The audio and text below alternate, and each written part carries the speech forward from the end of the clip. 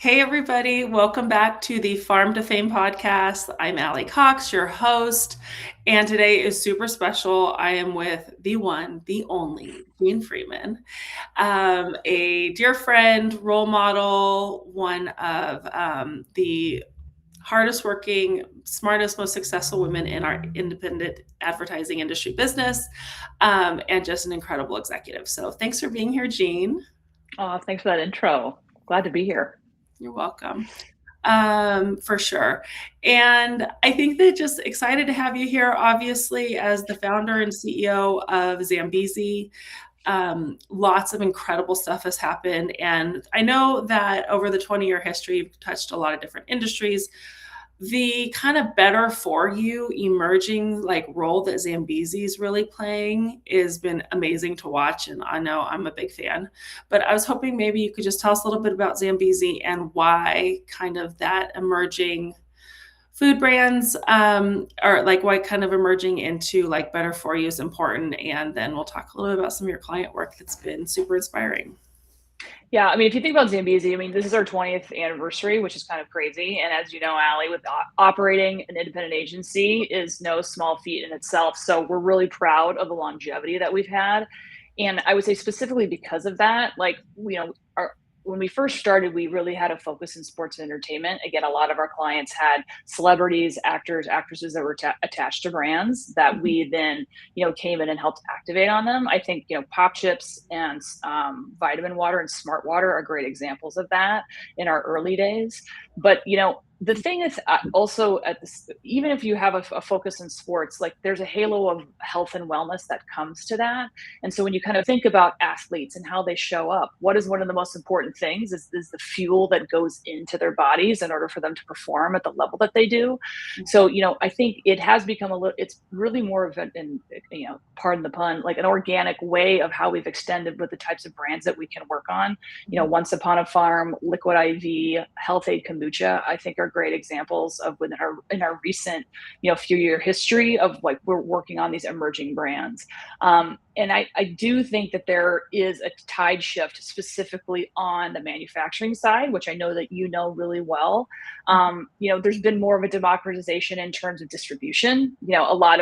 A lot of brands and companies, while relying on retailers, have been able to form D2C relationships, which goes directly to the consumer, which I think then really has an interesting perspective of how agencies can play a role in helping these brands become relevant, going from a startup to a middle market types of brands. And what we do is, our positioning is making, building $1 billion brands. And if you think about it, that really hits at an emerging mindset, a brand and a company whose best days are ahead of them, where they are gaining market share and not having to defend market share and kind of figure out the new trends of what's happening from a consumer standpoint. So we have been intentional with the brands that we want to work with, the brands we want to reflect from that aspect of, the best days are in front of them from that emerging standpoint. I love that. Super future focused. And I think also what I also think that that's like a natural, I can see how it's like been a through line. Like that's also, I think most athletes think the same thing, right? Like if you know you're on your last like tail end of your career, like that's typically like kind of a scary place to be. So I would just love to know more about like why is this so interesting, like from a cultural standpoint, and like how are you able to kind of like weave your team, particularly across like client services and strategy, and like to want to care about this? Because I mean, obviously, like I think about Once Upon a Farm, an incredible brand, obviously great leadership.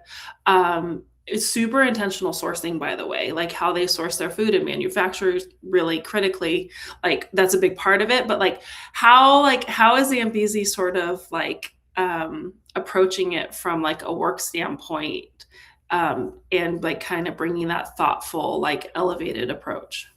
Yeah. Well, as Taylor Made Golf has been one of our longest standing clients. So like we have golfers, my handicap is terrible, so I won't Let's talk say about that. that. But we won't talk about that. I bring other things. But I think it's a standpoint of like, you have to be authentic in the space. You have to know it, and from that aspect. So we have athletes, we have parents, we have, people that have worked on, emerging types of brands. So it's inherent with how the work kind of comes out from that aspect. And if you also just think about it too, there has been a shift, I would also say, in brands, and I'd say CPG has been notorious from a standpoint. If you don't have, if you don't have a history in making creative for a CPG brand, you're kind of like taken off the docket as a possible provider. Right. What we really focus on is, don't focus on the category experience. We understand the consumer. And the Right. consumer, if you kind of think about, Club Pilates is a client of ours. So that Club Pilates customer is very similar to a Health-Ade kombucha customer as well. And so a lot of times, if you really can showcase how you understand the customer, what motivates the customer, you can get it out of just true, exact category specificity and make it more of a cultural standpoint, which I would say emerging CPG brands are doing a much better job at. I think it's harder the larger, if you're a large global food company, Mhm.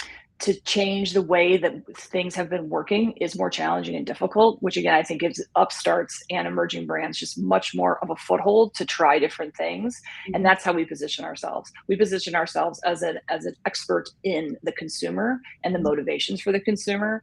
And especially when you tie that onto a media lens and how quickly the media ecosystem is changing, and how, teenagers are finding out about food brands versus Gen X, you have to understand that generational difference. And a lot of times it comes down to media consumption as well. So having media capabilities, I think, also differentiates us. Yeah. Emerging brands need more of a, I would say, a one-stop shop. They have smaller marketing teams and they need their partners to do more. So that has also been a door opener for us as well, to be able to not only just do strategy, media, but then also content creation, which is a constant need for all brands right now. Yeah. What do we say? The beast that's never full always needs Right. to be fed.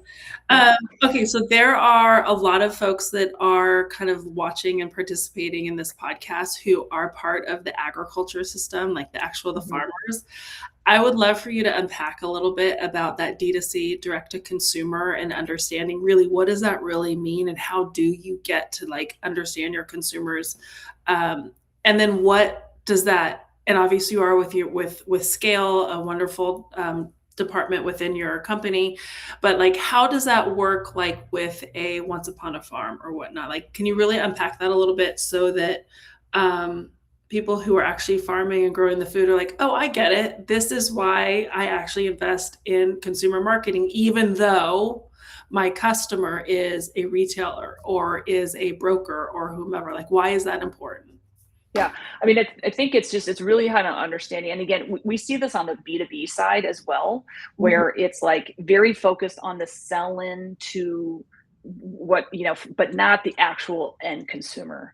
And really understanding and making an effort into understanding that consumer, regardless of who you're selling to, is going to make your what you're selling, why you're selling, that much more impactful. Because a lot of times too, if you're understanding consumer trends with like changes in agriculture, types of, ways of operating, and then again how that affects from a standpoint from a sell-in of Mhm. who's the buyer on the other side. That's what I feel a lot of times too. It's focusing less on the exact services that you are selling, but more on the end product and the impact for the end consumer. Mhm. Yeah.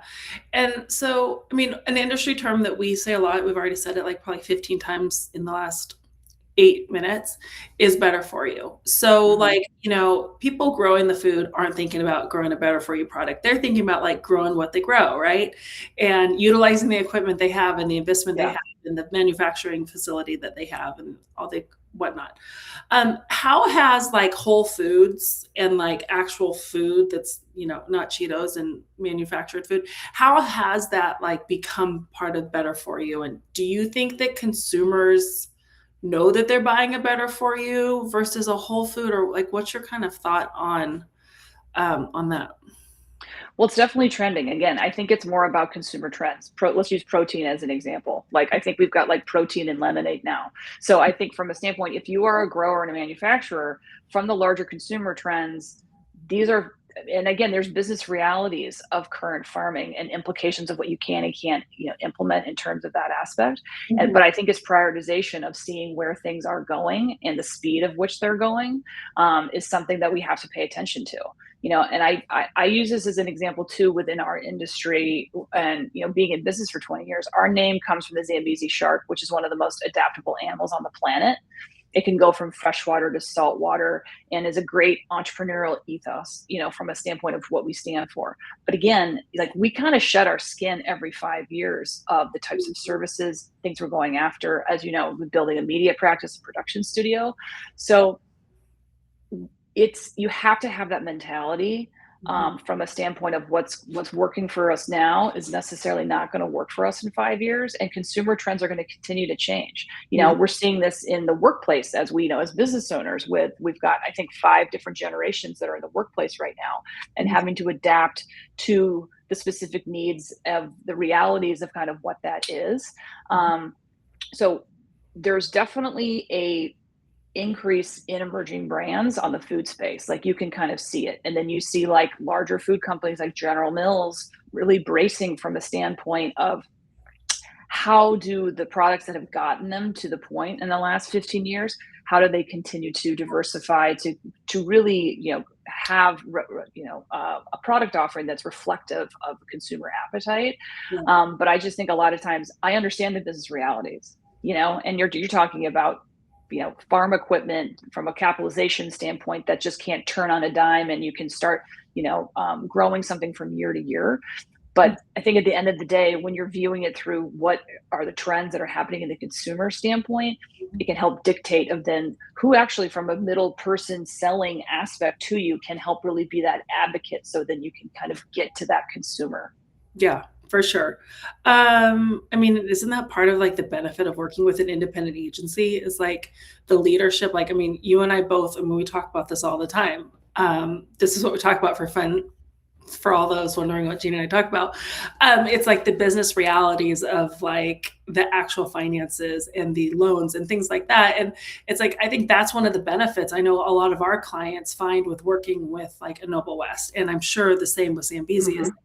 like, sure, we work with publicly traded companies and brand managers and marketing managers and CMOs, but at the end of the day, a lot of times working with business owners. And so we can really like look them in the eye and be like, hey, we get this. This is business transformation through advertising and marketing. It's just a creative approach on what you already have built from an operations standpoint.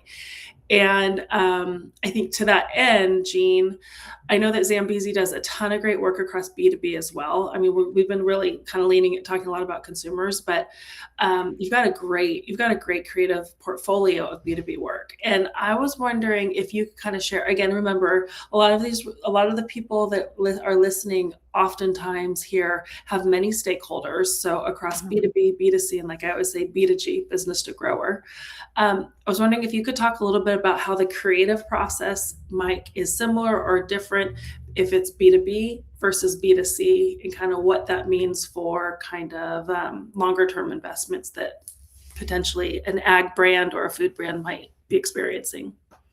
Yeah, I mean, so our B2B work, UKG, and LPL Financial, I think, are great examples of where we kind of have imbued more humanity into the Mhm. offering. When you're talking about financial services Yeah. or HR, payroll, these are sectors that can at times not really reflect the humanity that is on the other side. People enjoying their retirement, and then also payroll companies like paying people and having them be part of like thriving organizations. Mhm. So it's distilling the fact, again, it's coming back to like not the services but the outcome, Yeah. and how they can be a differentiator in that. And a lot of times it's also just taking from a creative storytelling perspective that's there, but Mhm. taking it in like from a relevancy perspective of like where you are. Going back to the B2C perspective, so we worked with Once Upon a Farm on their first national brand campaign in advance of their IPO. And farm is in their name, Mhm. right? And they have a lot of successful content showcasing the farm. But I think one of the things that we're most proud of in that storytelling from a national audience is showcasing the breadth and depth of how Once Upon a Farm has expanded from a Mhm. product SKU assortment, not just only in baby, in toddler. They have moving into bars and then also shelf as well, and showing the usage occasions on where that can be. On a at a birthday party, on a sports field.